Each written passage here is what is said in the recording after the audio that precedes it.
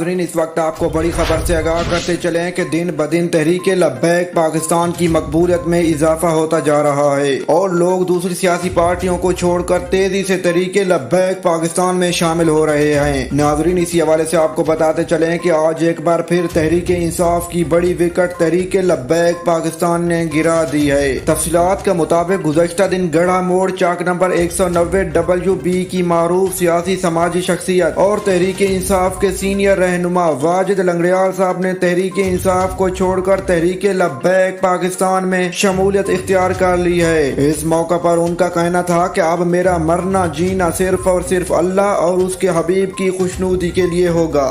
और नाज़रीन, दूसरी जानिब उधर बात करते हैं कराची के हल्का NA 240 की, जहां पर 16 जून को ज़िमनी इलेक्शन होने जा रहे हैं और इस वक्त तमाम सियासी पार्टियों की इलेक्शन कैंपेन जोरों शोर से जारी है। और गुज़श्ता दिन तहरीक लब्बैक पाकिस्तान के मरकजी अमीर जनाब हाफिज साद हुसैन रिजवी भी इसी इलेक्शन कैंपेन के सिलसिले में कराची तशरीफ ले गए। इस मौका पर हाफिज साद हुसैन रिजवी का कहना था कि देखता हूँ इस बार कोई माई का लाल हमारे वोटों पर कैसे डाका डालता है। उनका मजीद कहना था कि इस मर्तबा NA 240 इलेक्शन वाले दिन मैं बतौर कारकुन ग्राउंड में मौजूद रहूंगा। नाजरीन, ज़राए की जानिब से बताया जा रहा है कि NA 240 कराची में सरबराह तहरीक लब्बैक हाफिज साद हुसैन रिजवी के दौरा करने के बाद तहरीक लब्बैक पाकिस्तान की पोजीशन मजीद मुस्तहकम हो गई है।